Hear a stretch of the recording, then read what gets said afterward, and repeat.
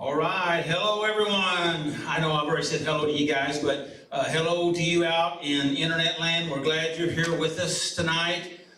This is Saturday Night Live Life Recovery, and it's about recovering from all the different things in our life, and we all got different stuff.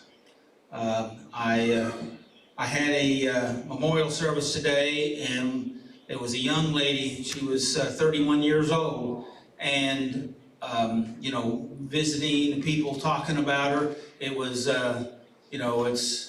it's hard. Sometimes there's some really hard things in life, but the good thing of it is there are some things that doesn't have to be so hard, and that's what Saturday night's about, to try to help you to manage these things in your life.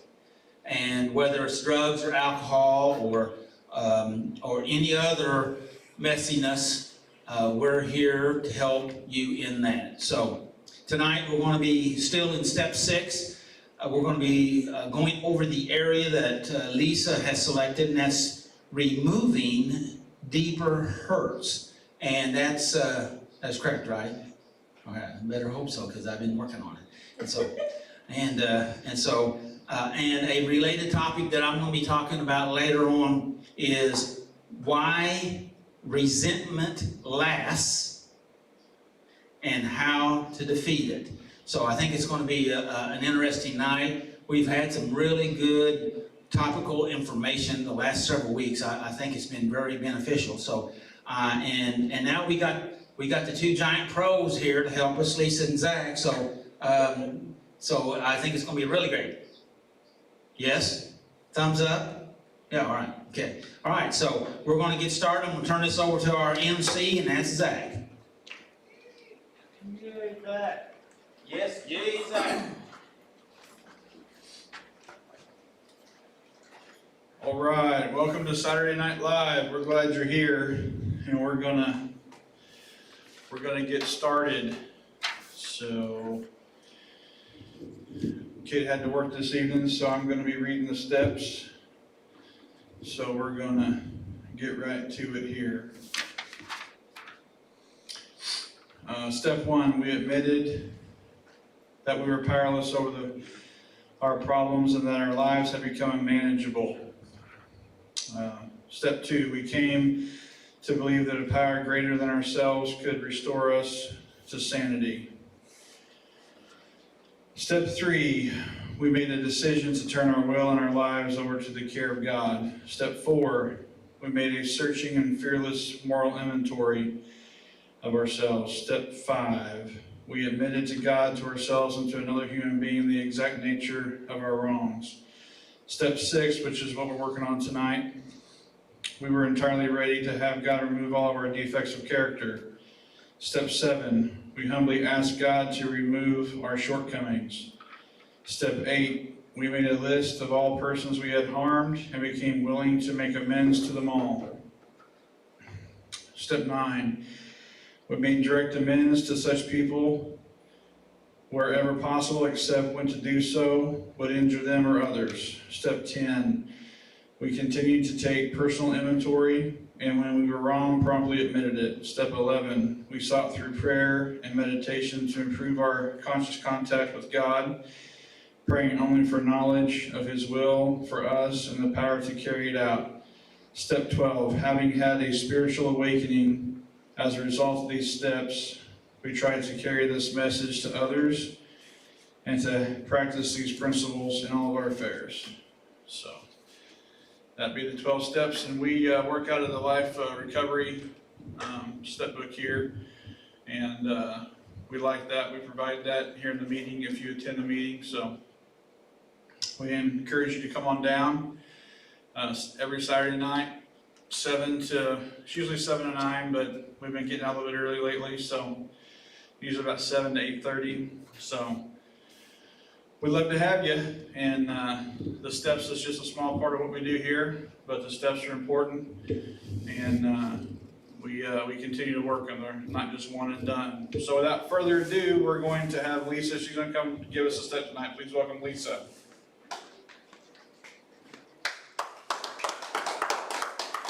Yay!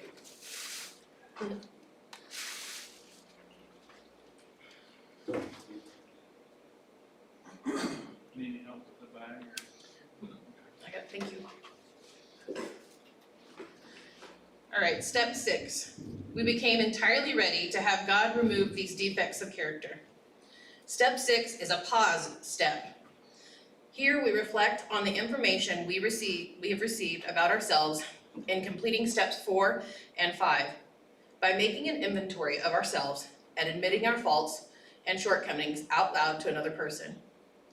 We have come a long way in developing a more accurate view of ourselves, in building deeper trust in God, and in recognizing the impact of our addictions and dependencies on ourselves and those around us. Our work is not done here. However, inventory is just the first half of the process through which, if we are thorough, we will walk away from debilitating addiction. Now we begin to allow God's Spirit to work deeply in our hearts, rooting out our defects of character and making changes in our behavior and attitudes that will bring wholeness and serenity. So that's just a little excerpt from our Life Recovery Bible or workbook on step 6. And so I was kind of looking at that and talking about, in the workbook, it has some questions, and it was asking about what deeper problems did my addiction shelter from my awareness. And it says, and then another question is, am I ready to have these defects removed by God? And so it made me kind of start thinking about what we've been working on, the other steps up to this point. And I started thinking a little bit about that inventory that we do. And that I just kind of had this visualization in my head. So if you'll bear with me, we're gonna do a little inventory here. And so I'm gonna go digging around in my bag of life. And I have a few things in here. Here I have some Teddy Grahams, right, sweet, they're honey flavor, so those are nice, good, right, safely sealed in a nice little package. Let's see. I also have, in my bag of life, 3 of these little cuties, little oranges that we have. Got those are nice, pretty, healthy, right? They're good for you. I have a kiwi. Interesting.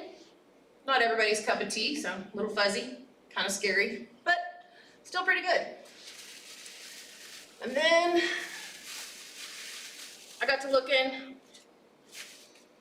and I also have in my inventory here these bananas. Pretty bruised, pretty battered, pretty rotten.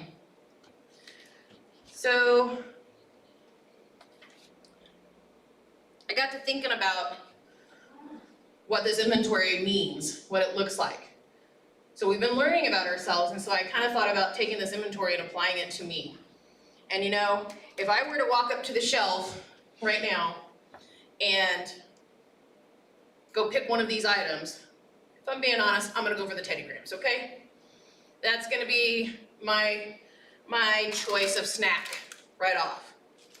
But much like the things in our life, those instant fixes, they have very little substance, and when put up against pressure, they crumble pretty easy, leaving crumbs behind. Much like the substances or the behaviors that we use in our life. So I started thinking about that and applying that to the things in my life. Looks good, package looks nice, tastes kind of nice for a while, but it's not gonna hold me over or sustain me for a very long time. So, got to thinking about some of the other things in here. I'll start with the cutie, okay? It's really pretty, smells good, right? Soft, nice, easy shape, you know, small size, but also has a really tough outer rind. And when pushed just the right way, it's gonna squirt citrus acid all over your face and in your eyes, and you're gonna get on your fingers, and then, you know, you're gonna start crying because you got all this juice everywhere, right? So it looks good, but to get to the good stuff, you gotta peel off that hard, rough, nasty outer side. So you gotta do some work to get to the good stuff here. And then our kiwi, again, it's kind of fuzzy, right? Turns most people off. They don't want to touch it. Kind of prickly, right? Got to thinking about my life. There's many times that I'm prickly just to keep people away, right? That prickly, rough, outer edge is protecting a sweet fruit. It's very good for you, very healthy. But most people never get to it because they can't get past that prickly outer edge. So, kind of thought about, real quick, just kind of cut that open. So you can see, right? Nice, sweet, juicy, smells great, tastes great. But most people never get that far. And then I started thinking about these rotten bananas. Not ever gonna be my first choice when I look at this shelf full of goods. Not gonna be the thing that I go for, not gonna be the thing that I want, right? And it looks brown, feels squishy, right? Yeah, it's yucky. I got people over going, ew, gross. And the outer layer is even still kind of tough. You gotta work through it. You gotta peel out the layer. Sometimes even peel it off piece by piece, layer by layer. But yet, in the midst of that brown nastiness, you find that white fruit. Sweet, good to eat, and interestingly enough, the most nutritious thing on the table.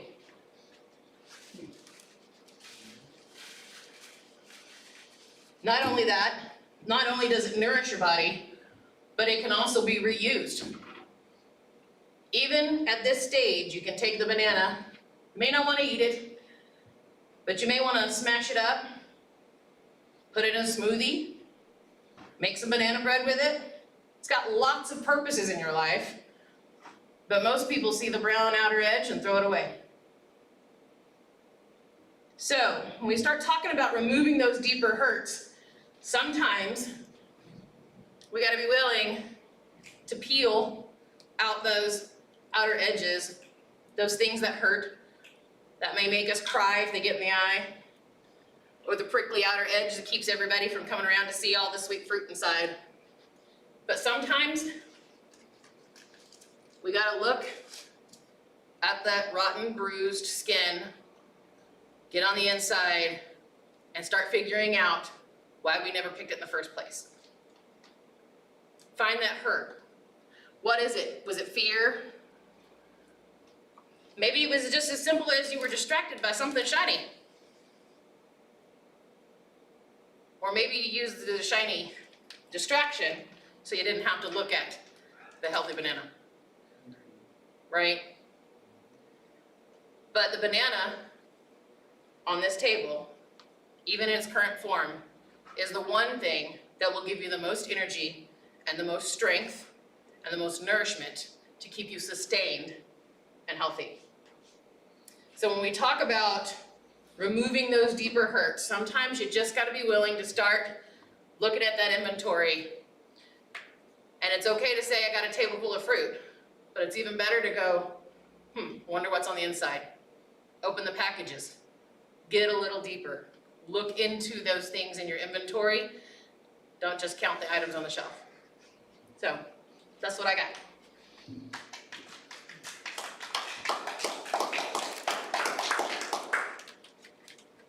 Thank you, Lisa. You're welcome, thank you.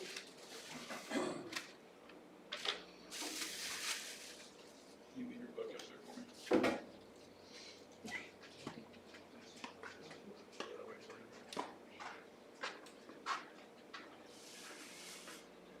All right, let's give Lisa another hand. That was good. She's a fruit teacher. She's a fruit teacher. Right on, Lisa. That can be taken multiple ways. Yay. I'll take it either way. But it's been a while since we got to have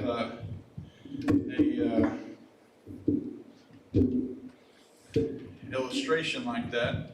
It's nice to be back in the room. So I'm doing the reflection tonight. That was good, Lisa, thank you. So we're working on step 6, and we're tremendously excited, Yes. right? It's character defects. All right. I got some stuff on my phone here, so forgive that. If you haven't silenced your cell phone, I forgot that earlier, I just got started. All right, get everything going here. Good to see everybody tonight. All right, so we became entirely ready to have God remove these defects of character. I wanted to read it correctly because I usually quote it wrong. So, who's lining up for that? Who wants to be first? You do. Does that sound painful to anybody else? Sounds like there's some surgery involved in that to me. Right? You know? Character defects, that's not like, like a physical defect or that's a character defect. That's kind of like a your fault defect, right? Because that goes back to your character, or if you're like me, if you have if you've had a lack of character in the past, and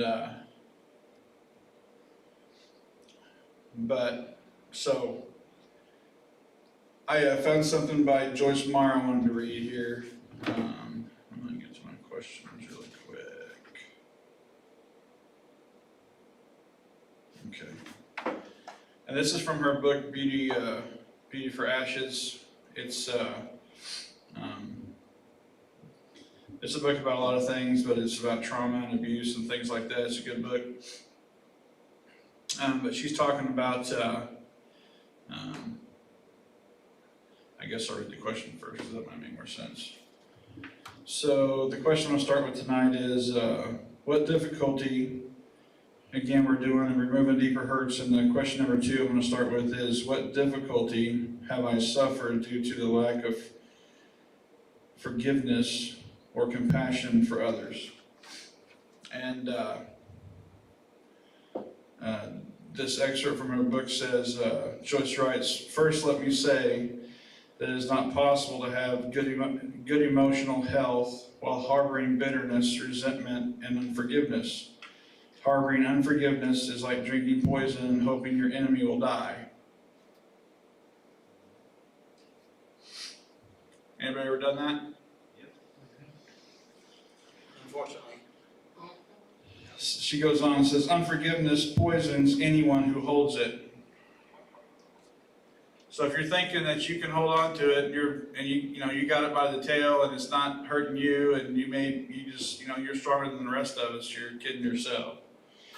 Unforgiveness poisons anyone who holds it, causing him or her to become bitter, and it is impossible to be bitter and get better at the same time.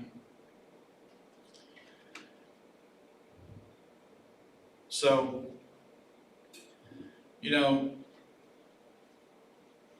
this step can be a hard step.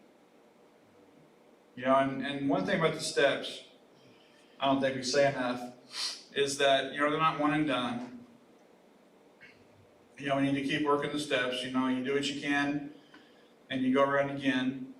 You're not going to get rid of all your character defects. God's a gentleman. He's going to show you some stuff right now that you can handle. And then next time around, he'll show you some more stuff you can handle, because you can't handle it right now. And that doesn't mean that you didn't do any work last time, or that your work doesn't count. Some people fall into that. If they got to work on the same thing again, or this area again, they think, oh, well, I didn't do any work, or I didn't do good enough work, or it didn't matter, or it didn't count, or I backslid or something. The truth is that this stuff's like an onion. You know, and you had an onion and you see that bad spot, and so you peel a little bit away, and then the bad spot's bigger, and then it's bigger, and then it's bigger, and then it gets smaller and smaller and smaller. That's how this stuff is. So don't fall into that hole where your work didn't count, it counted. Just know that you're healthier, and you're better, and you can handle more. Congratulations, isn't that great? All right. Aren't you excited? But, you know, some of these character defects that you, that all of a sudden you don't like anymore, they're part of your survival. You know, we were talking last week about survival. We've been talking about survival for a while, you know.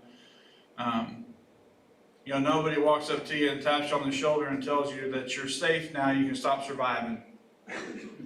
You know, you don't get a letter in the mail, you don't get a memo that tells you, hey, the way you're acting and living, you don't need to do that anymore, and if you keep doing it, it's going to mess up your good life. You need to get a new operating system. Your old operating system on survival doesn't work when you're safe and you have a good life. Because if you keep living and acting that way, then that destroys your safe, good life. You ready to follow me? You know, because if you're out on the street and you're out doing all the bad stuff you used to do, you know, living that way, you can act that way when, you know, you're okay, when you're safe, when, you know, no one's after you and you're not running and you're trying to live life on life's terms. But, so, let's go on here. What deeper problems did my addiction shelter from my awareness? And I list several things here. So I don't like the way that's worded there very well. It's kind of confusing to me. What deeper problems did my addiction shelter from my awareness, my pride, my ego, my fear, my anger, my hatred, the arrogance of believing that life should go the way I want? So did you ever believe that everything should just go the way you think it should go? You had it all figured out, you know, because you're God. That's not what we thought, you know, but we just knew better than everybody around us, right? Because you never really think that way. You just kind of talk and act that way, but you don't hear yourself that way, you know. And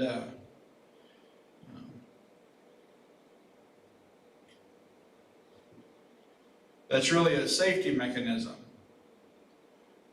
because if everything around you changes to fit you, then you never have to change.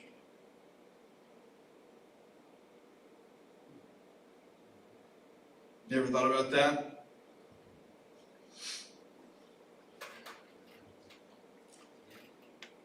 The scary part about that is that if you never have to change, then you never get any better. And you never heal. That's good. And you never stop hurting. You may deny it. You may hide it. You may think you got everybody fooled. But if everything changes to fit you, then you never stop hurting, you never heal, the pain never goes away. You stay alone, even though everybody's around you. Nobody ever really knows you because you only let them in skin deep.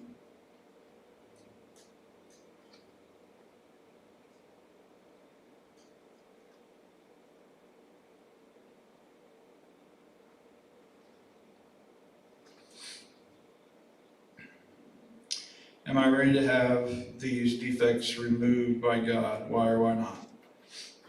And I had this thought when I read that. It was kind of a knee-jerk reaction, and I kind of, to myself, I kind of yelled, no, they're my defects.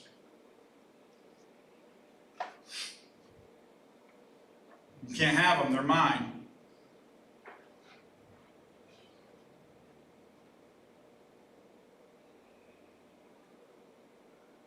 They're who I am. They make me up. I've had them for a long time.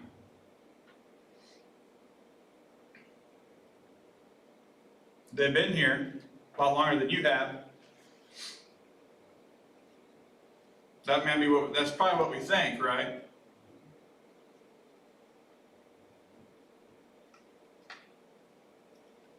Who am I going to be without them? I don't like them. They rob me of my life. They run people off. They make me alone. I actually hate them. They're part of the reason why I hate myself. But they're all I know.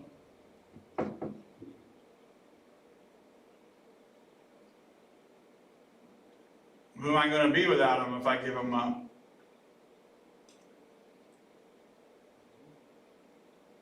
What's life going to be like if I give them up? Did you say something? Huh? A whole better person. A whole better person, you're right. But I don't know what that looks like. I'm learning. Huh? I'm learning. You're learning. That's good. I'm glad. But that's not always easy. No. And Shoulda, coulda, woulda. shoulda, coulda, woulda. You gotta be careful of that though, because one of my favorite people, speakers, he says, if you're not careful, you'll shit all over yourself. You get to beating up on yourself because you should have done that, or you should have done this, or you wish you would have done that. It can become something that you beat yourself up with. I'm doing, if I can change it, I'll change it. If I can fix it, I can fix it. I can't do nothing about it, that's let it go. Yeah, that's good. That's kind of a version of the serenity prayer. Yeah. Good. It's good. Thanks for the comments. Thank you. Well, So I know that Doug says that we need to be quiet and stuff but it's okay to have interaction and talk and share. That's okay. We just need to be mindful of this is good. This is helpful. It's me crackling on a bag of chips and opening a soda and not caring if it distracts somebody. That's the difference. I guess I just wanted to end tonight by encouraging everybody to give themselves some grace and mercy. I don't want to, just to give a disclaimer, not that I should have to, but I'm not that I can give anybody permission, because I'm not God, okay? But sometimes we have to do damage control, and we have to kind of cover ourselves a little bit. I'm not giving anybody permission to whatever. But I just want to encourage everybody to give themselves some grace and mercy, that as you're working on getting better, your recovery, healing, whatever that might be, to have some grace and mercy for yourself and others. Because nobody's walking your journey but you. And there's plenty of people out there in the recovery world and outside it, church, whatever, everywhere, every community, who will tell you how they did it, how they think you should do it. And it's not that you can't learn anything from them, and you should if you can, but you got to do what works for you. I'm not saying lie to yourself. We've all done plenty of that. We know when we're doing that. So, we talk about not co-signing other people's, a real friend does not co-sign your bullshit, right? Do not co-sign your own bullshit. We do that too, don't we?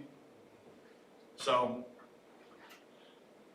but have some grace and mercy for yourself. And know that God has grace and mercy for you. And He's not waiting to smack you. He loves you. He gets it more than you know. More than they know. And if you have somebody telling you you're doing it wrong, you're probably healthier than they are. All right? So, that's what I got for tonight for reflection. So, thank you. Without further ado, it's time for Doug. Please welcome Doug. Yeah, Doug.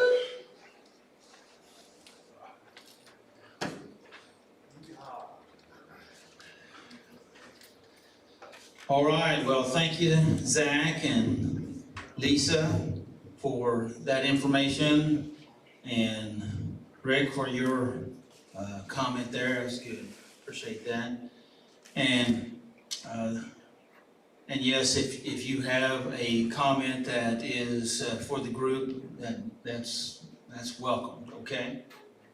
I wanna hit here with where we're at, and then I'm gonna ask if there's any other comments. But I just wanted to touch on the step information that we were going over, and the topic, it was about removing deeper hurts, and the scriptural reference that was in the Life Recovery Bible was Jonah 4,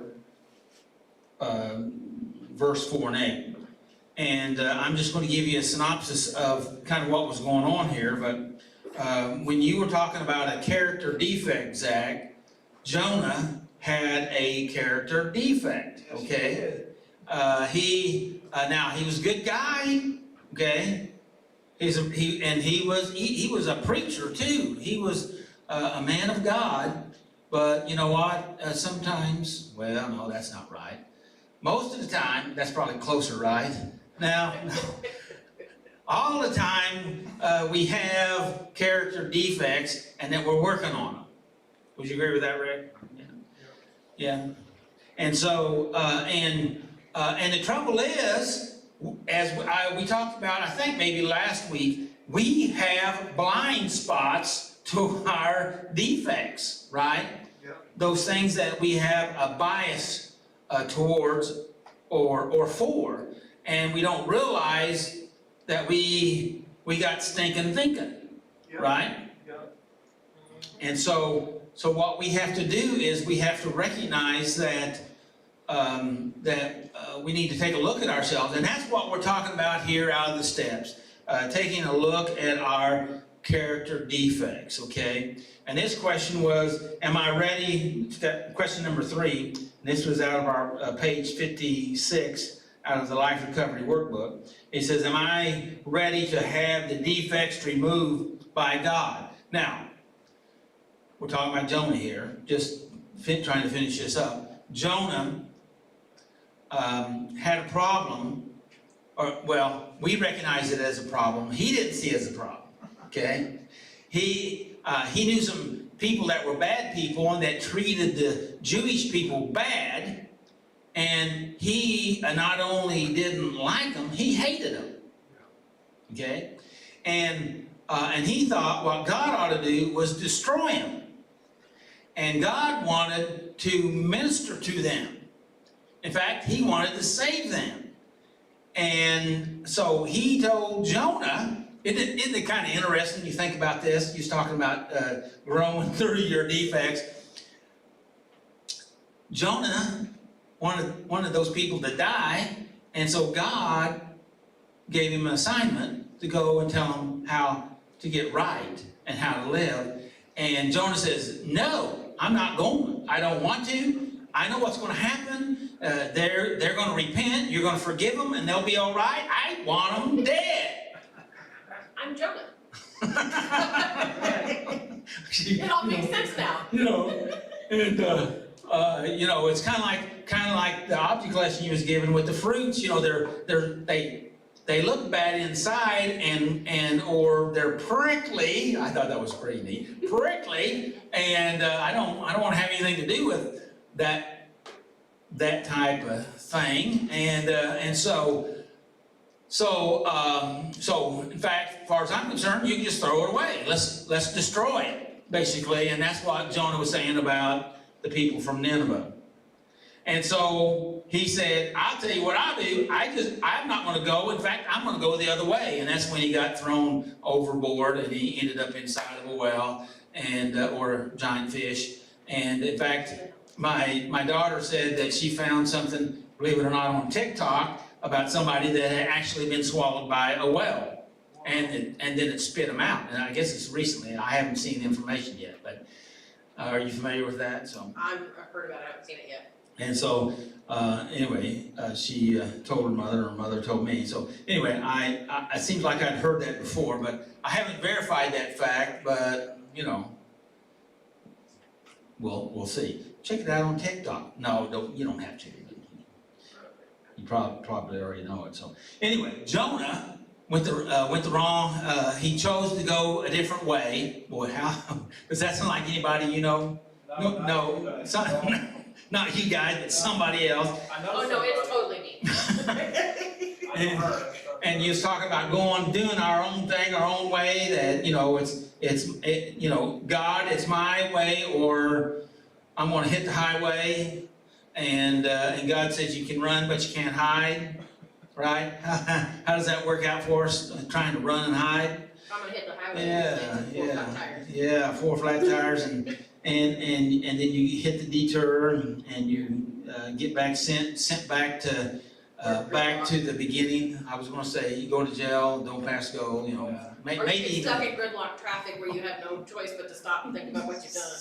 Yeah, and but my point I'm trying to get to is, actually the scripture didn't even talk about that part, but he finally, when he was vomiting up on the bank, he preached to the people, even though he didn't want to, and yes, they repented, and Jonah got mad, still mad. I mean, they repented and he still was mad, okay?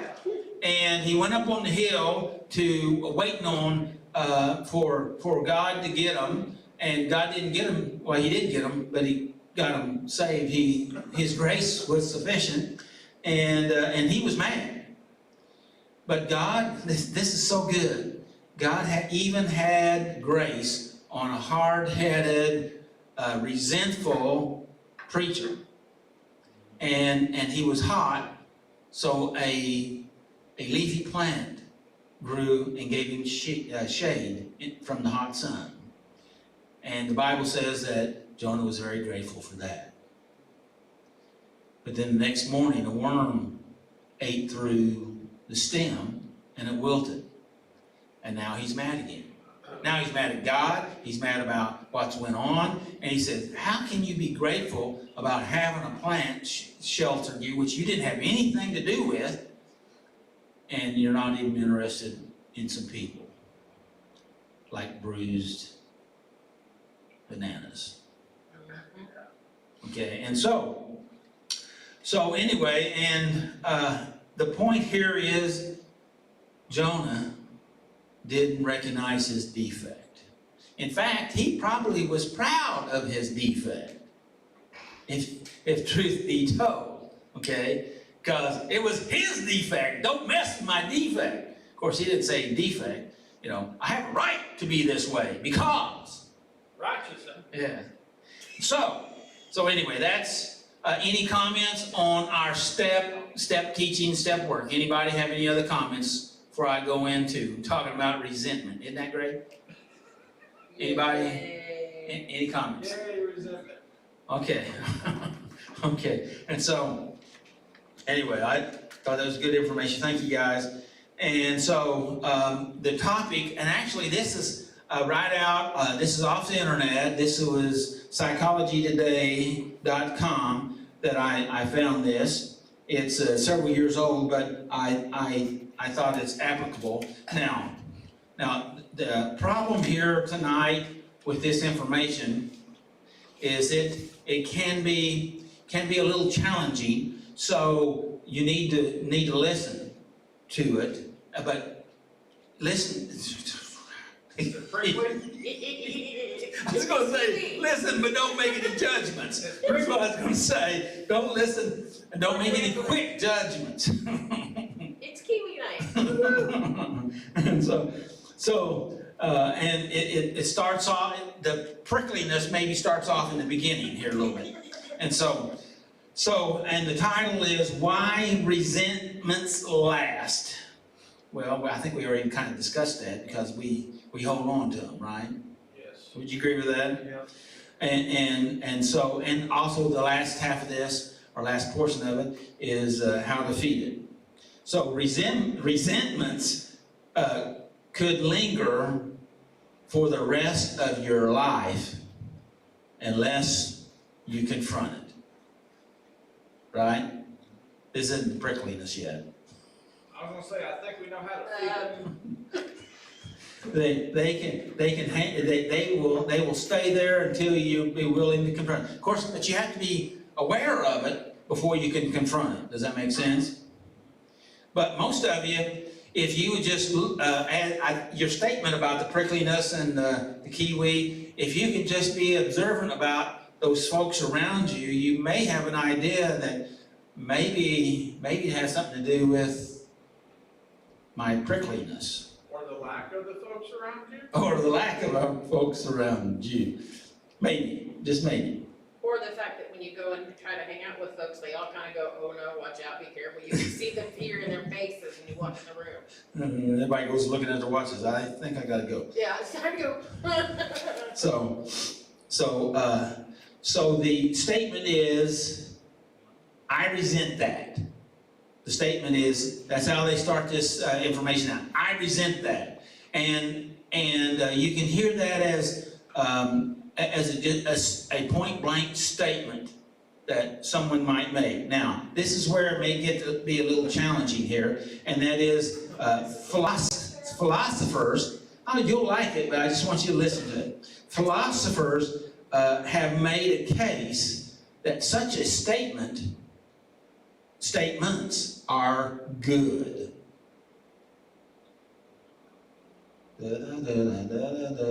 So those statements are good. And what does that mean? Is that according to philosophers, that these philosophers say that knowing that you have the resentment means that you have enough self-respect and you're not willing to take people that will cross your boundaries. So they're saying that, according to philosophers, that this is a healthy behavior. So this person that has that type of resentment, now I know, hang on, we're not done yet. This is the first part. We're starting off with the rough one here. But listen to what he's saying. The philosopher is saying, this is out of the research, that resentment shows that a person like that has high moral character and who knows right from wrong, okay, and that they know what they need to do. Now, psychologists, we're going to shift to the other side of the pendulum. My people.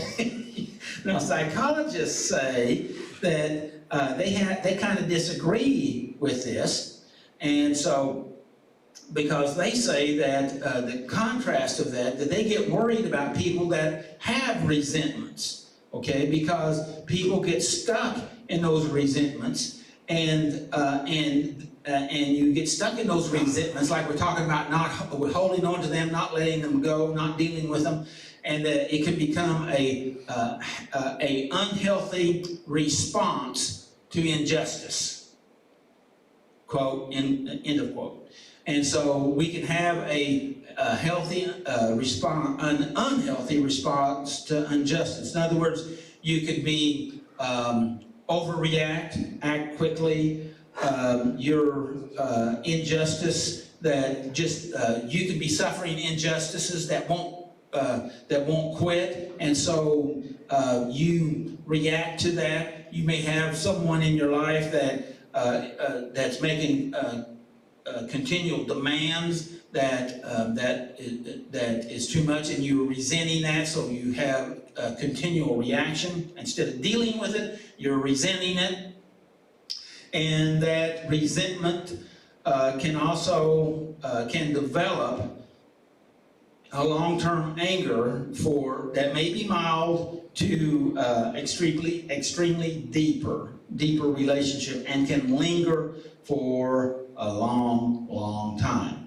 And the results of that is that you become unhappy, you can become irrational, irritable, and psychologically compromised. Now, what in the world does psychologically compromised mean? That means that you oftentimes would react and do things in a reactive type form that would not be in your best interest. No, I don't. You know, blow up, hurt yourself, hurt somebody else, react, maybe the exercise scorched earth type mentality for an extreme. But you also have extreme anxiety and depression. So that anxiety and depression, you're inflicting that upon yourself. Okay. All right, that's what psychology says. So philosopher says, well, there's some good things in it. Psychology says, well, now there's a lot of things that can be go really haywire. All right, okay. Okay, so let's go on. So if we, this is right out of the information, so if we can keep the philosopher's resentment and banish the psychologist, that might be a better action, right? So, but the trouble is, most of us oftentimes kind of get buried in the psychologist aspect of what they're talking about. But there's also, the point here from the philosopher, there's also some good nuggets in there that you could turn those things around. But the trouble is, we have we have developed some unhealthy coping mechanisms, and which tonight we're calling those defects. Does that sound acceptable? Okay. Let's see. Yet it's not easy, especially because these resentments don't know when to leave. I think it's kind of interesting. They kind of put it in a third person perspective that that it just and they want to check in, but they don't want to check out. But if they check in and stay too long, they can take over the psychological house. Okay?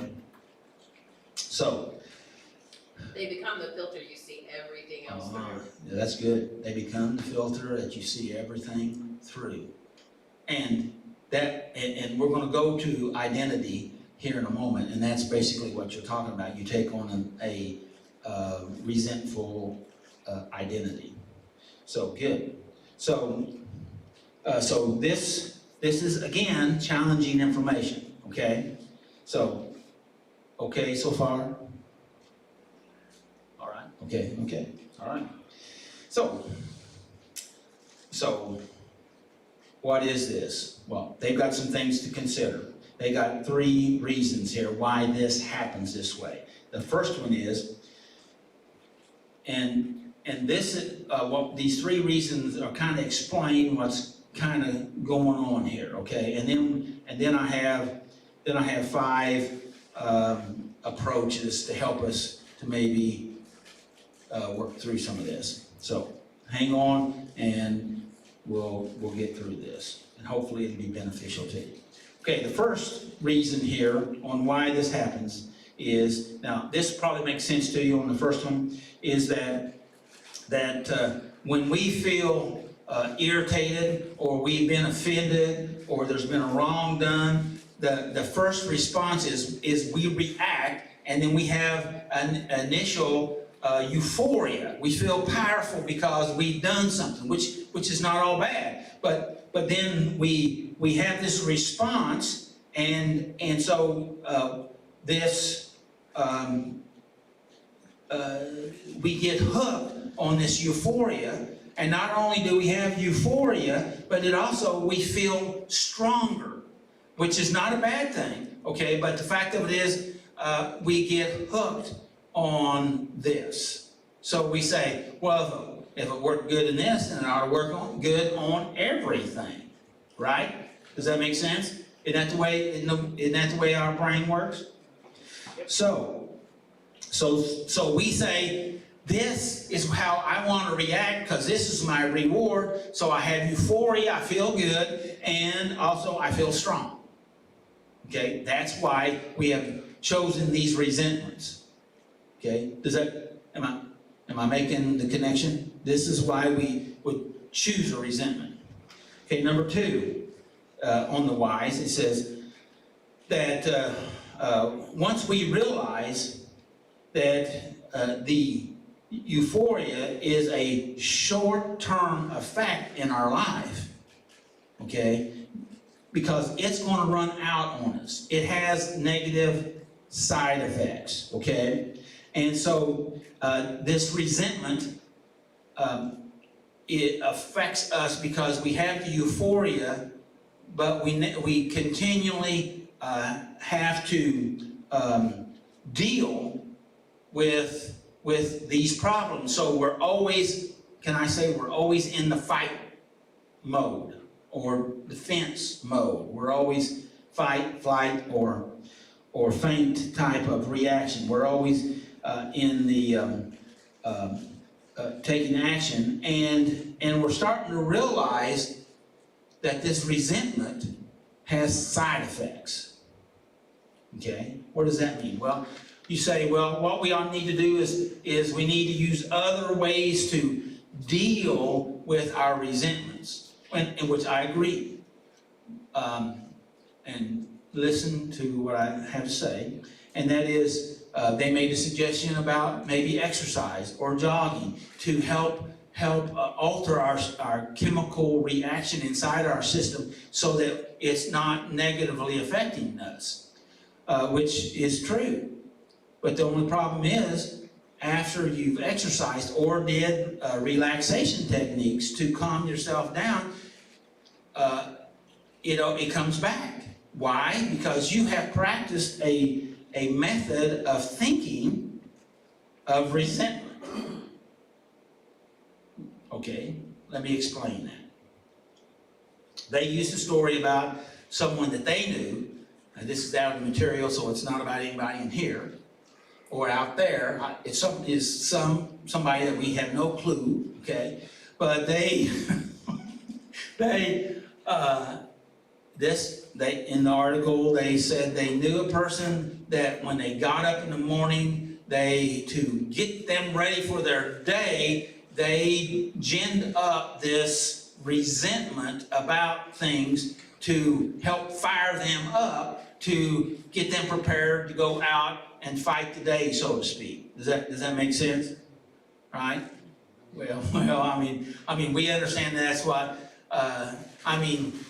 if the only tool you know is resentment, you keep using it, right? And see, the thing of it is, if I feel weak, and I found that resentment made me feel a little better and feel stronger, then what I'll do is I'll think about what I'm going to do how I'm going to react in traffic, what I'm going to do in the parking lot when I get to work, what I'm going to do to fight for my position in the elevator, what I'm going to do when I get to the office, what I'm going to do on, you can use all these different things to stir yourself up and live in that constant state of anger. Does that make sense? And what that does to you, continually taking these shots of adrenaline, it negatively affects you, right? It affects you mentally, emotionally, and physically. And that adrenaline drains off quick. And when it drains off, guess what? You feel worse than you did before you engaged that. So the problem here is, number two, is that we keep using a system that depletes us. Did I explain that well enough? Did that make sense? So what I'm hearing you say is that resentment is actually a big stick of marble dynamite wrapped in a shiny bow, and we are all excited to grab it while it's ticking. And we use it, and it's blowing pieces of us off every time we use it. And the thing I'm trying not to do, which is let people know that I'm vulnerable and they can hurt me, because I'm flaring up and going, hey, look at me, and you can't hurt me, all the while telling them all the ways they can. Telling them all the ways that you, By standing up, throwing a fit and saying, you can't hurt me like this, you actually are just instructing them on how to hurt you. yeah. These are all the ways you can hurt me. Yeah, right, yes, yeah, and so, and now we're gonna get to the identity perspective that we were talking about, the third reason why we do what we do, and it's probably, as they say, is the most sinister, and that this resentment becomes a part of your identity, okay? In other words, a person who you, how you see yourself as that person. You take that point of view about yourself. Not that you have resentments, okay, but now you're not a person with resentments. You are a person that is that resentful type of person. It's your identity. It's not what you've done. Now it's almost what we call a character trait. That's not what they call it, but that's what I'm going to call it. It's become a character trait of behavior because you've behaved so long. It's not just a behavior. Now it's a trait. It's a pattern in your life that's running your life. And that you see it as, you see yourself that way. Now, if we go all the way back to Jonah, Jonah thought that was right, what he was doing. And he fought everybody, including God, about his point of view. Okay, this is right. I know it's right. There's no deviation in this. You're wrong because I know I don't like those people, and so they need all to be punished. And even when he was shown grace and mercy, and he was thankful for that, he continued that same behavior. Now, the interesting thing of the book, that's when it closes. Okay, it closes with that same state. I don't know what happened after that to him. Okay, I would say God continued to work with him. That's pretty strong. And thank God for his grace and his everlasting mercy. But now I don't know. All I know is from my reference point, which may or may not be good, that if I don't get it in this lesson, it goes up a notch. And I get another lesson. And if I don't get it there, it goes up a notch. And I get another lesson. Right? So that's my take on that. So, but the third reason here, and it's the very end here, is that the familiar. The trouble is that we have is the familiar is better, a better alternative, we think, than what we want to shift into. Even though the familiar is painful, even though it's uncertain, even though I know I'm going to have suffering, but that's what I know. So as Zach said earlier, I don't want to change. And because my suffering painful existence, I know what that is. But the question is, do you really want to be stuck in that? Because just because you don't know that there could be a better side, if the Holy Spirit is bringing these things to your attention, then probably there's a better side. So you're telling me that if Lisa keeps being angry, Lisa becomes an angry being? I did say that. It's not me saying this, it's the information here that is saying this, but I have to agree with that's a good possibility.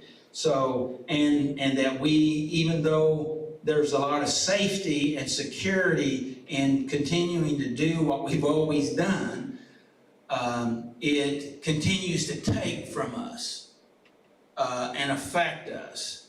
And that if our awareness is that we recognize this as a defect, then maybe we ought to look at a way to eliminate this unwanted guest in our life. How's that? Did I work my way out of that hole? And so what do? Well, I'm glad you asked. Isn't that great? And so we have 5 approaches here. So try to see the inner worlds of the one causing your disruption. Wow. Who come up with that approach? Is that like saying, put yourself in their shoes? That's, I think that's about what it was saying. You know, see it from their perspective, put it in their shoes, you know, walk a mile in their sandals, you know, that type of thing is try to look at their world from their perspective, what's going on, and maybe, just maybe, that person is carrying a big burden of resentment themselves, which probably is a pretty good bet. And that perhaps they are living in a large measure of bitterness, and they're being tore up and eaten up.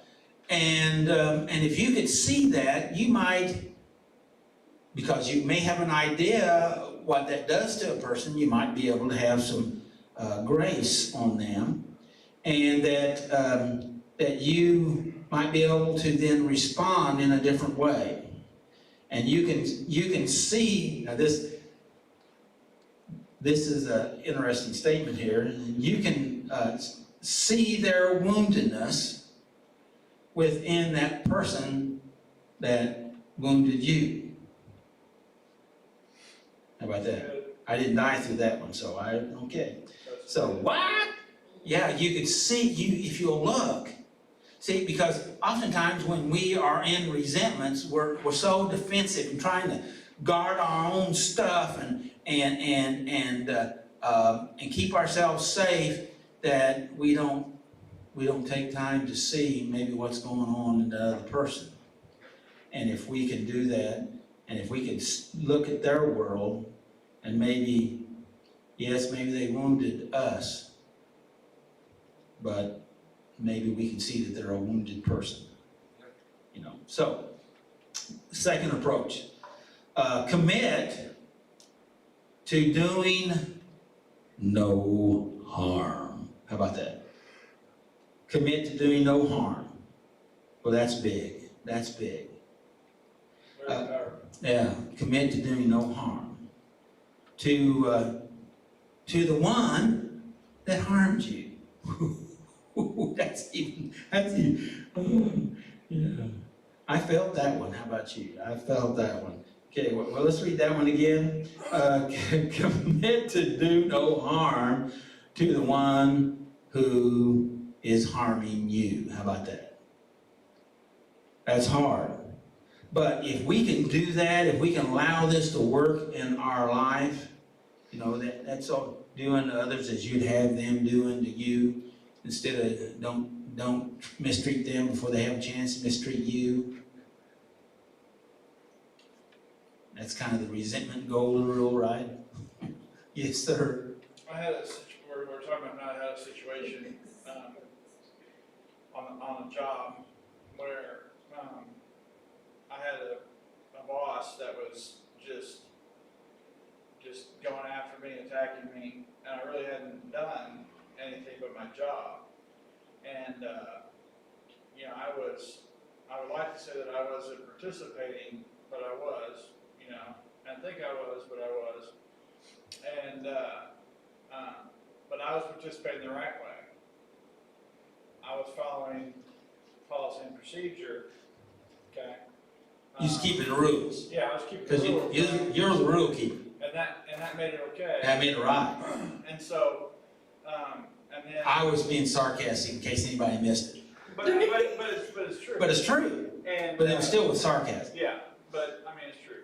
So, I'm trying to hurry. So, but you messed with me there.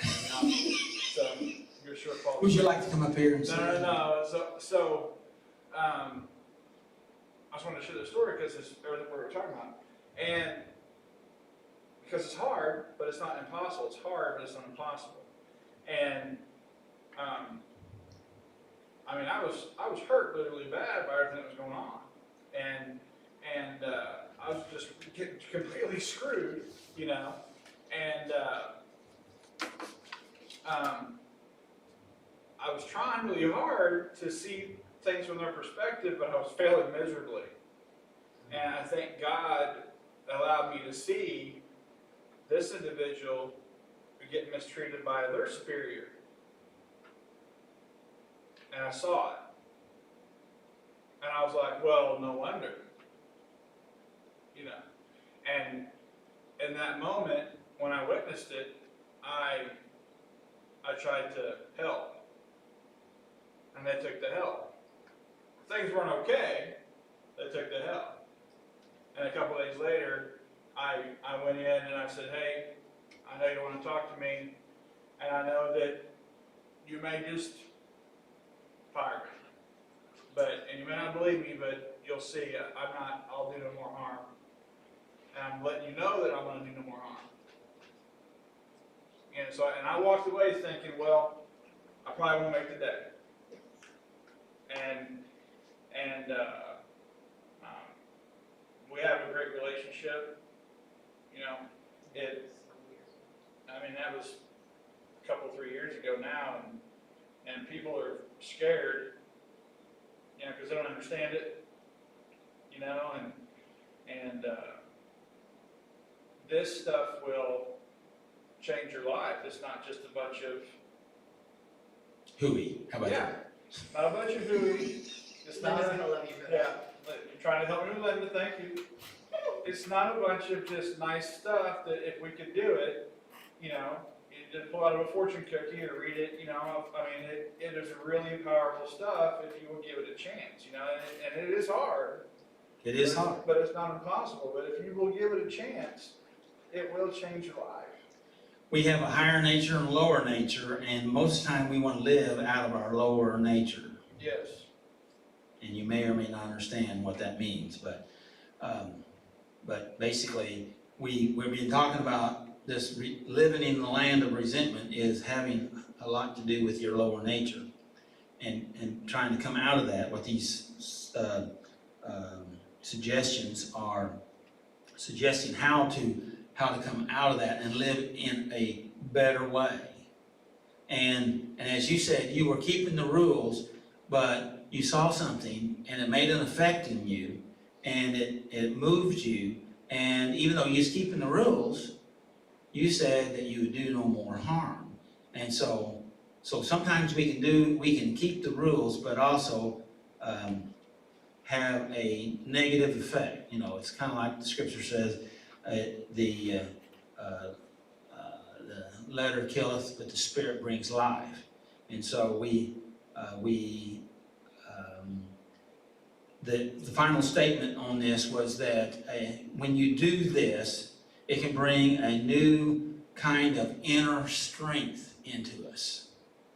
And it affected you, affected that person, and it affected everybody else. and to the place they don't understand it. And that could have to do with this inner strength that they're talking about here, out of this information out of psychology today.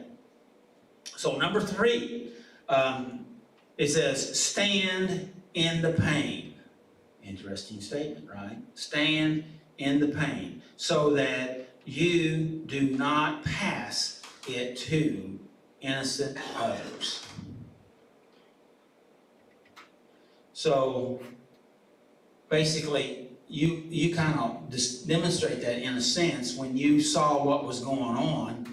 You recognized that that yes, it's painful, but I'm not going. I understand something now that I didn't understand before, and I was able to. You were able to hold.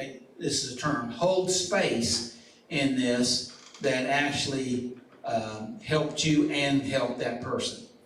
Would you agree with that? I agree. Okay. And so that is a scripture just popped in my mind. Says stand and stand therefore, right? And that's what that means. And I know there's been times in my life that scripture in the middle of a emotional dilemma, which I would have called then it a fight, because I would have preferred to have fought or just totally withdrawn.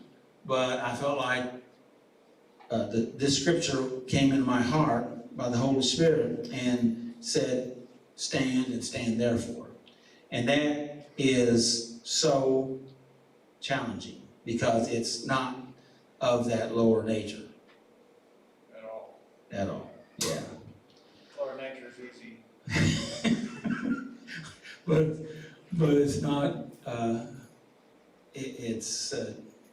there's destructive side effects to it. How about that? I'll try to use that terminology. Number 4, all right, science has identified a powerful resentment buster. How about that?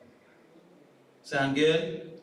Science has identified a powerful resentment buster. Anybody want to know what a powerful resentment buster might be? Yes. Prayer. Well, that is a good one, but they have been doing for the last several years, doing some research in this area, and what they're talking about here is forgiveness. Okay, forgiveness, and that is according to scientific research. Now, believe it or not, scientific research that it will bust resentment.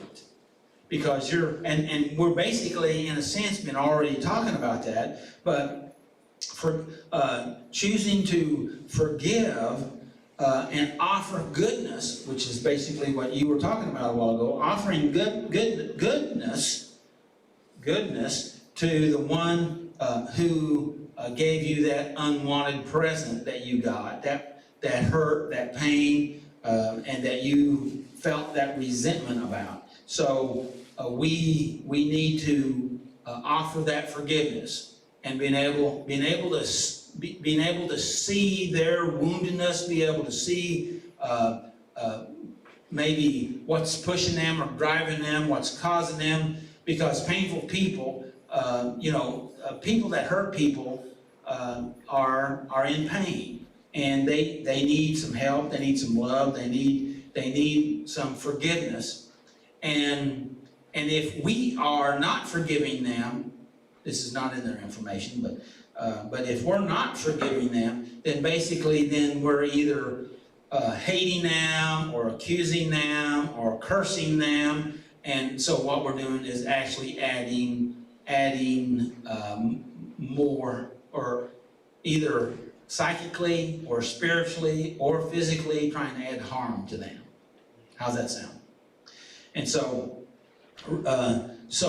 rather than having clenched fists or clenched jaws, okay, maybe we should offer forgiveness and a softened heart. And when we do that, the one that has affected you then you affect them. What do you think about that? Number 5. We even want to hit my target. So number 5, finally. That's what it says, finally. And so it says, finally, be open to a new identity. Now that's big. Can you, any of us, can I see myself differently? Is it possible?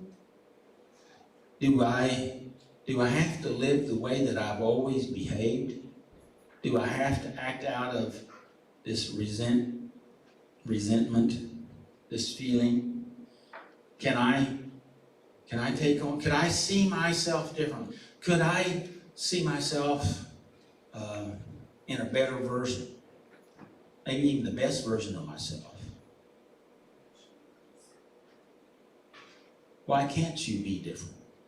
That's a good question, right? Why can't you be different? Can you say, I am someone who can stand in the pain? Can you say, I am someone who can forgive?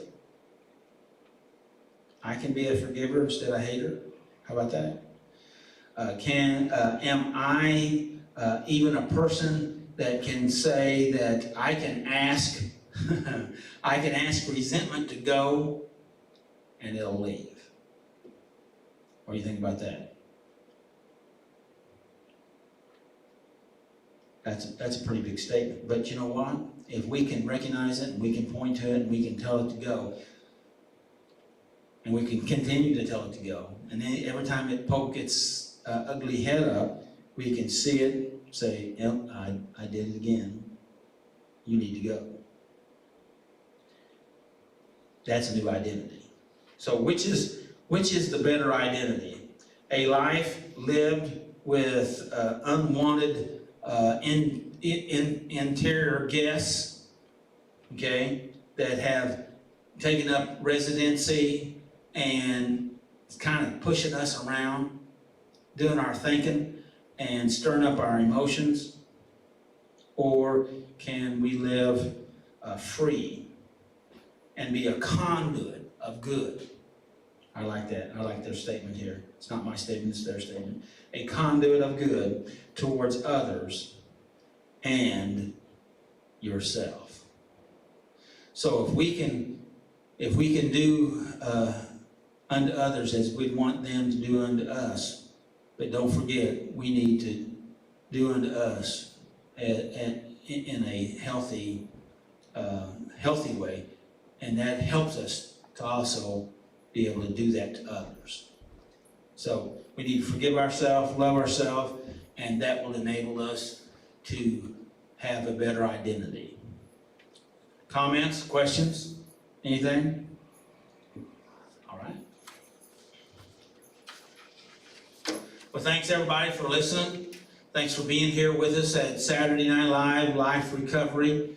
Life is messy, it's hard, there's a lot of things going on, but we're here to try to help you manage this messiness, whether it's with prayer or contact or information, support. We're interested in helping, and we have our meeting here that we do every Saturday night. We're live. We're spaced out, so if you're concerned about being close, you can. We do have masks and hand sanitizer if you want to use that, but we're spaced out. You can have your own space if you want it, so we just welcome you to Saturday Night Live, whether it's in video or in person. We just want to be a help. So thanks for being here with us. May the Lord bless you and keep you, and may His face shine upon you and give you His peace. Thanks for being with us. Have a good evening or a good day, whatever time zone you're in. So, I took 2 or 3 of your orange juices and 1 of your bags of chips.